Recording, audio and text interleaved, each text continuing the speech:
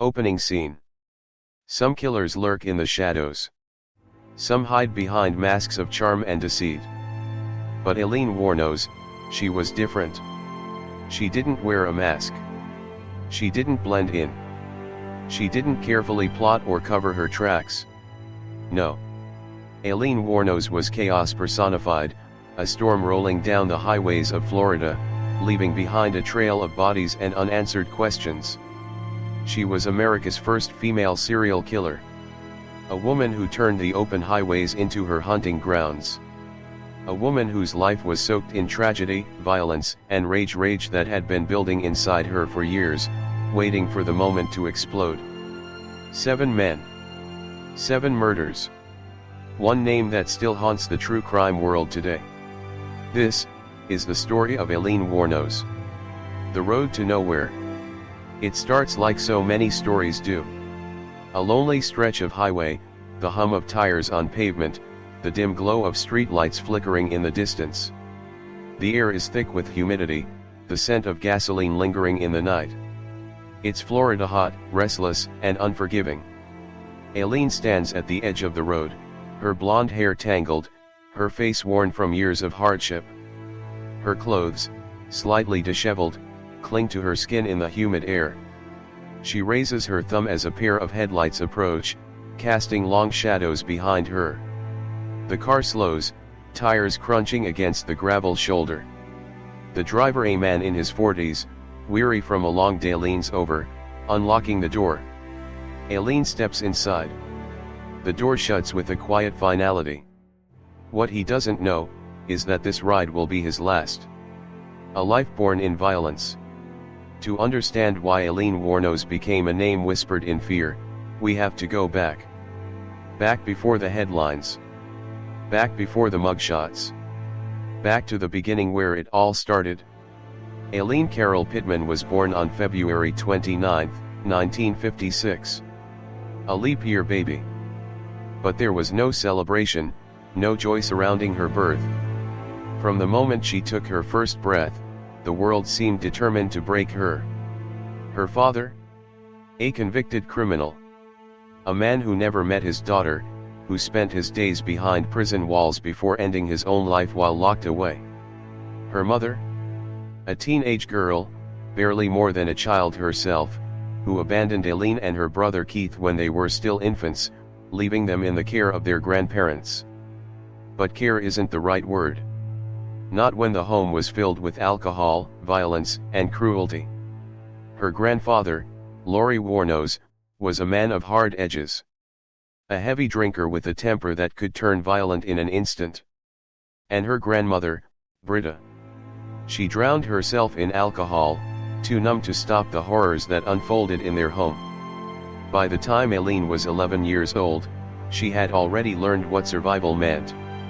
And it wasn't childhood innocence. It wasn't love. It was doing whatever it took to get by. Food, cigarettes, a warm place to sleep, everything came with a price. And for Aileen, that price would change her forever. The first signs of darkness. Most children go to school, play with friends, dream of what they want to be when they grow up. Aileen. She was different. She never had that chance. By her early teens, she had already started down a path she would never escape. Trading favors for food, shelter, and the simple things most kids took for granted. And then, at just 14 years old, her world shattered again. She became pregnant. The father? Unknown. A stranger, perhaps. Or maybe someone much closer. The baby was taken away, put up for adoption before she even had a chance to hold it. No goodbye. No closure. Just another piece of herself lost to a world that never wanted her. And after that, she was truly alone. The drifter. Imagine being a teenage girl with nowhere to go. No family. No home. No future. What do you do? For Aileen, the answer was simple: you keep moving. She drifted through Michigan, sleeping in abandoned cars, under bridges, stealing what she could just to make it through another night. And when winter came and the cold bit through her skin, she'd get herself arrested because even a jail cell was better than the streets. She was a survivor. But survival came at a cost. And that cost was her humanity. A new beginning, and the beginning of the end.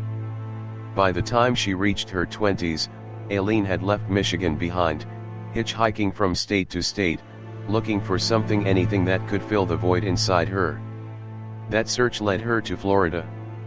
The Sunshine State. A place where people came to escape, to start over. But for Aileen, Florida wouldn't be a fresh start. It would be her final chapter. She found work the only way she knew how, offering services to men on the highways. Quick cash. No attachments. No risks, or so she thought.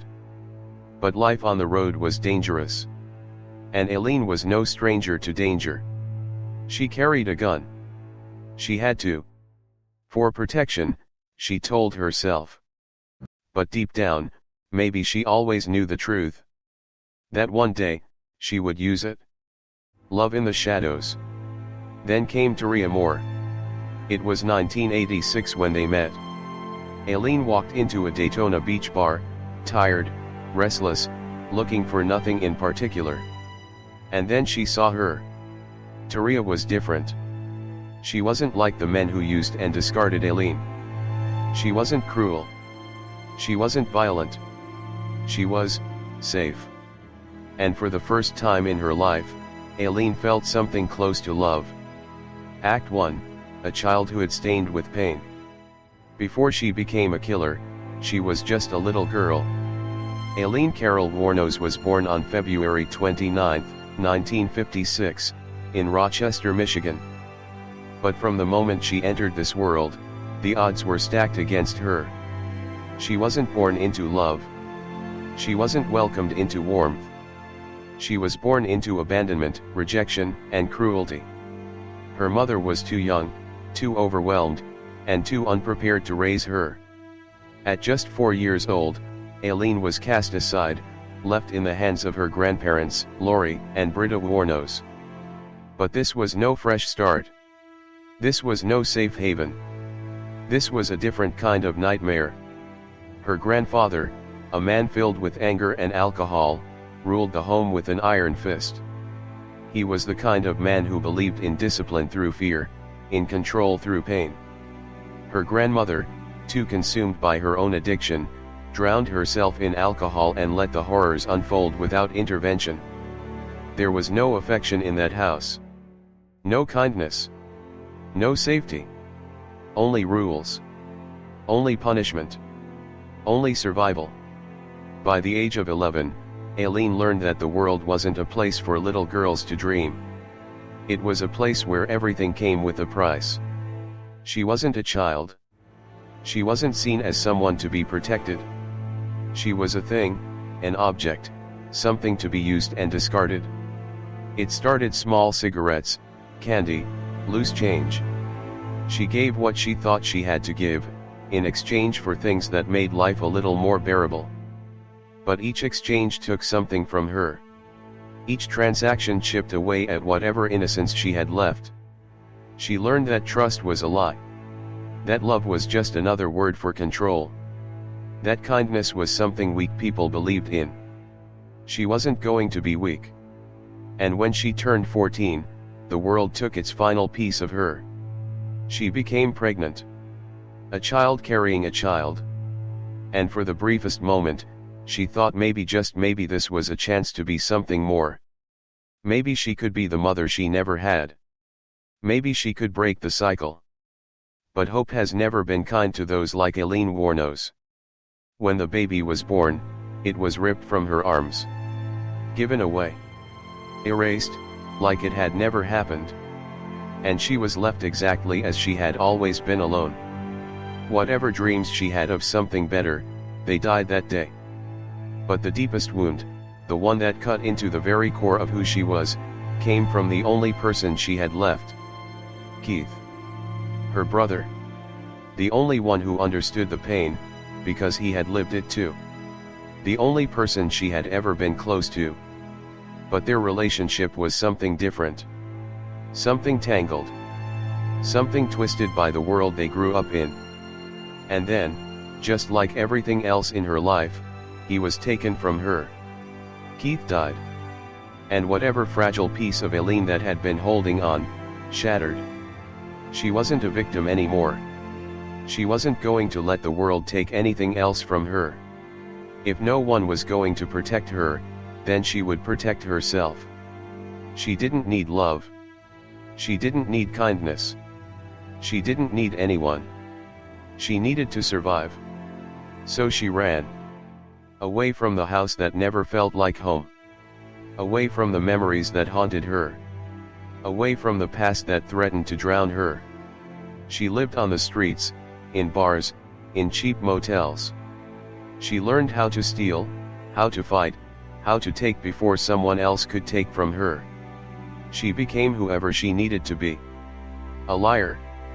A thief. A drifter. And eventually, a killer. Because Aileen Wuornos wasn't born a monster. But the world made sure she became one. Act 2, A Life on the Run. Some people are born into a world of warmth, security, and stability. Aileen Wuornos was born into chaos. And when she finally broke free from the home that had never been a home, she entered a world that was just as cruel, just as unforgiving. The streets became her new reality. The cold pavement. The dark alleys. The neon lights of dive bars that flickered like false promises. She learned fast. How to lie. How to cheat. How to steal.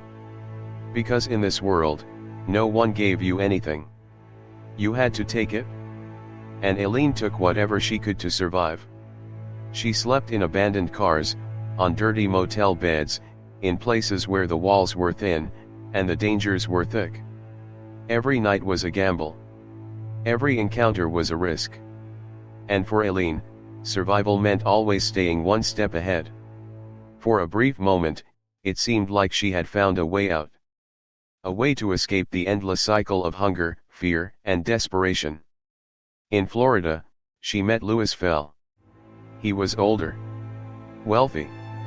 A man who could have been her way to something better.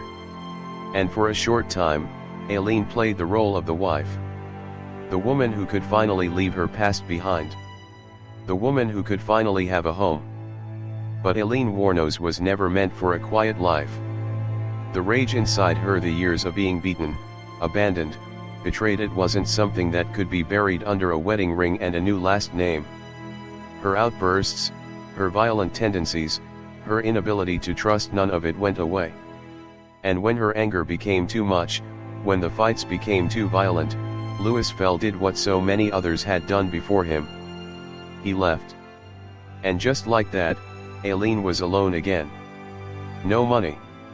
No stability. No future.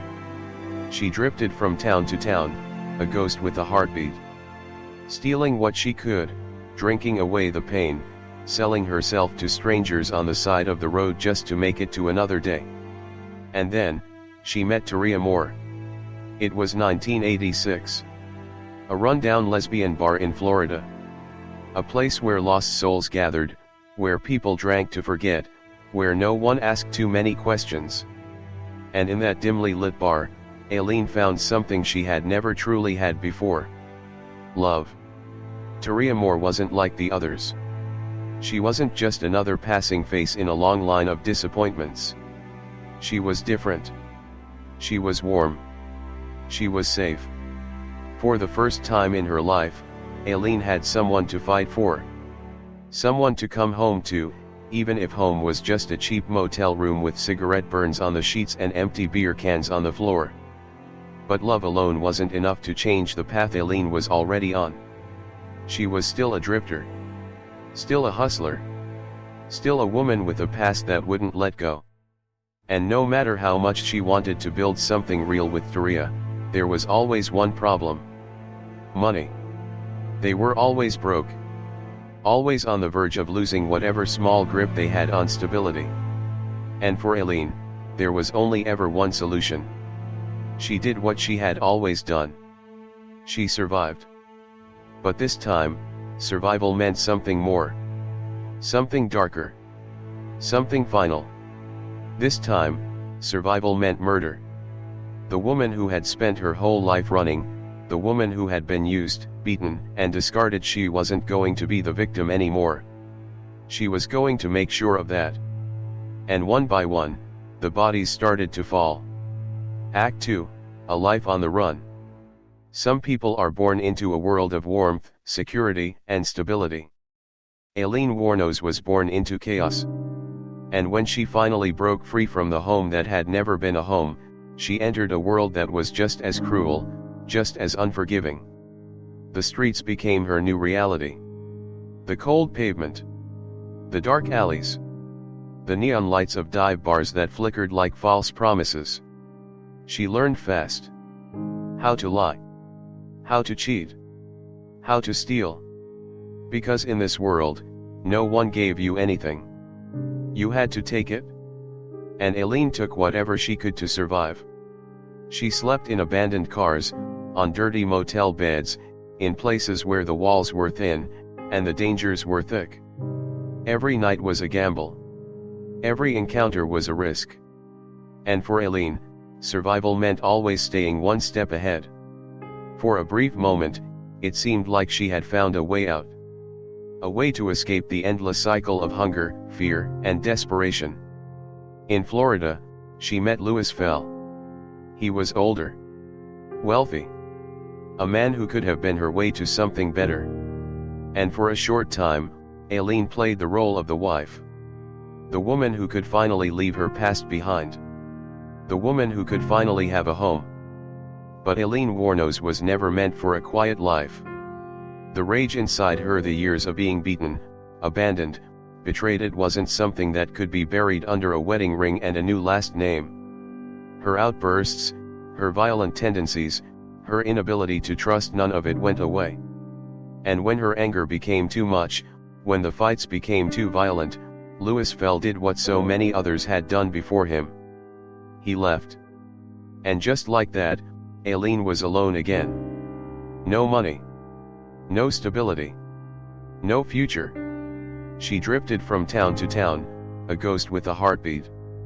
Stealing what she could, drinking away the pain, selling herself to strangers on the side of the road just to make it to another day. And then, she met Notorious. It was 1986. A rundown lesbian bar in Florida. A place where lost souls gathered, where people drank to forget, where no one asked too many questions. And in that dimly lit bar, Aileen found something she had never truly had before. Love. Notorious wasn't like the others. She wasn't just another passing face in a long line of disappointments. She was different. She was warm. She was safe. For the first time in her life, Aileen had someone to fight for. Someone to come home to, even if home was just a cheap motel room with cigarette burns on the sheets and empty beer cans on the floor. But love alone wasn't enough to change the path Aileen was already on. She was still a drifter. Still a hustler. Still a woman with a past that wouldn't let go. And no matter how much she wanted to build something real with Notorious, there was always one problem. Money. They were always broke. Always on the verge of losing whatever small grip they had on stability. And for Aileen, there was only ever one solution. She did what she had always done. She survived. But this time, survival meant something more. Something darker. Something final. This time, survival meant murder. The woman who had spent her whole life running, the woman who had been used, beaten, and discarded, she wasn't going to be the victim anymore. She was going to make sure of that. And one by one, the bodies started to fall. Act 3, The Killing begins. Between 1989 and 1990, the highways of Florida transformed into something far more sinister. They weren't just roads anymore. They were hunting grounds. And Aileen Wuornos wasn't just a hitchhiker. She was the predator. Armed with a .22 caliber revolver, she became one of the most feared figures in America. A woman whose past had hardened her, whose pain had shaped her into something ruthless, something relentless. She claimed she wasn't a killer. She claimed she was a survivor. But the bodies left behind told a different story. It began on November 30, 1989. Richard Mallory. A store owner. A man with a past of his own, a past that was less than innocent.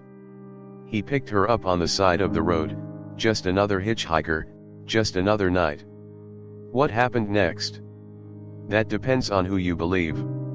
Aileen said he attacked her. That she had no choice. That she had to defend herself. But here's the thing, she didn't just shoot him once. She shot him 3 times. And then, she left his body in the woods, abandoned like a broken down car on the side of the highway. That was the first. But it wouldn't be the last. David Spears. A construction worker. A man just trying to get from one place to another. He was found shot 6 times. Charles Carskadden. Shot 9 times. Troy Barres. A salesman. His body discarded in a ditch, 2 bullets sealing his fate. Peter Seams. He vanished without a trace. His car was found, abandoned, with only one clue inside, Aileen's fingerprints. Then came Charles Humphreys, a retired Air Force major. He had served his country, seen war, faced danger. But nothing had prepared him for what happened on that road. 6 bullets. No mercy. And finally, Walter Antonio. Left lifeless on a deserted road, riddled with bullets, just like the others. 7 men. 7 lives taken. 7 families left behind, searching for answers. Aileen insisted they had tried to harm her. That she had no choice. That every shot fired was an act of survival. But was it really self-defense? Or was she driven by something much darker? Because the thing about Aileen Wuornos is that the truth was always tangled in the lies. She was a woman who had spent her entire life fighting, clawing, surviving. A woman who had been beaten down, discarded, ignored. A woman who had learned one painful lesson over and over again: if you don't strike first, you won't survive. Was she a victim who had finally snapped? Or had she become the very thing she claimed to fear? The answer? That depends on who you ask. Act 4, The Arrest and Confession. By 1991, the highways of Florida weren't just roads anymore. They were crime scenes. The bodies of men, shot multiple times, left abandoned in ditches, in the woods, on lonely stretches of pavement. The authorities knew they were dealing with a serial killer. They just didn't know who. But patterns emerge. Mistakes are made. And killers, no matter how careful, always leave something behind. For Aileen Wuornos, it was fingerprints. She had been arrested before. Many times. Theft, forgery, disorderly conduct. She had a long history under various aliases, but one name stood out: Lori Grody. When investigators found her fingerprints inside a stolen car belonging to one of the missing victims, it was the final piece of the puzzle. They had their suspect. Now, they just had to find her. January 9, 1991. A cold night in Volusia County, Florida. Aileen Wuornos sat outside the Last Resort, a biker bar known for its rough crowd and cheap drinks. She was drinking beer, chain smoking, watching the world go by, unaware that the world was closing in on her. The police didn't rush in. They didn't need to. They watched, waited. And when the moment was right, they moved in. She didn't fight. She didn't run. Maybe she knew it was over. Maybe, deep down, she had been waiting for this moment all along. She was arrested, taken into custody. But the police had a problem. They had the suspect. They had the fingerprints. But they needed something more. They needed a confession. And that's where Taria Moore came in. The woman Aileen had loved. The only person she had ever truly trusted. Taria had disappeared as soon as the investigation started heating up. She had run. Distanced herself. But the police found her, and they made her an offer. Help us. Work with us. Get Aileen to talk. And she agreed. For days, Taria spoke to Aileen over recorded phone calls. She cried. She begged. She told her she was scared, that the police were pressuring her, that she needed Aileen to tell the truth. Aileen resisted. She denied. But the walls were closing in. And then, on January 16, 1991, she finally broke. Yeah, I did it. I killed those men. It was over. But even in her confession, Aileen never wavered from her story. She claimed it was self-defense. That each man had tried to hurt her. That she had no choice. She didn't kill for pleasure. She didn't kill for money. She killed because she had to. At least, that's what she wanted people to believe. But the jury, they saw things differently. Act 5, Trial and Execution. January 14, 1992. The trial of Aileen Wuornos began. It wasn't just another courtroom case. This was a spectacle. The media called her America's first female serial killer. The public was fascinated. Some saw a monster. Others saw a victim of a cruel world, broken beyond repair. But inside that courtroom, the only thing that mattered was what the jury believed. The prosecution didn't hold back. They painted her as ruthless, cold, a woman who killed not out of fear, but out of anger, out of greed. They argued that she knew exactly what she was doing, that each pull of the trigger wasn't survival, but something far more calculated. The evidence was overwhelming. The fingerprints. The stolen cars. The ballistics reports linking each killing to the same .22 caliber revolver. And the confession, the moment she looked straight into the camera and said the words, "Yeah, I did it. I killed those men." There was no way to argue innocence. But the defense? They had another strategy. Mental illness. Trauma. The horrors of her past. They brought in psychologists. Experts who detailed the abuse she had suffered. The violent childhood. The years of being used, discarded, abandoned. They painted a picture of a woman who had never been given a chance. A woman who had been broken from the very start. They argued that her actions weren't those of a cold-blooded killer, but of a woman pushed beyond her breaking point. That the years of trauma, of abuse, of survival had warped her mind beyond recognition. They wanted mercy. But the jury? They weren't interested in mercy. 2 hours. That's all it took. 2 hours of deliberation before they came back with a verdict. Guilty. The sentence? Death. And it wasn't just for one murder. Aileen received multiple death sentences. One after another. Humphreys. Burress. Spears. Carskadden. Antonio. Each name read aloud in that silent courtroom, each sentence sealing her fate.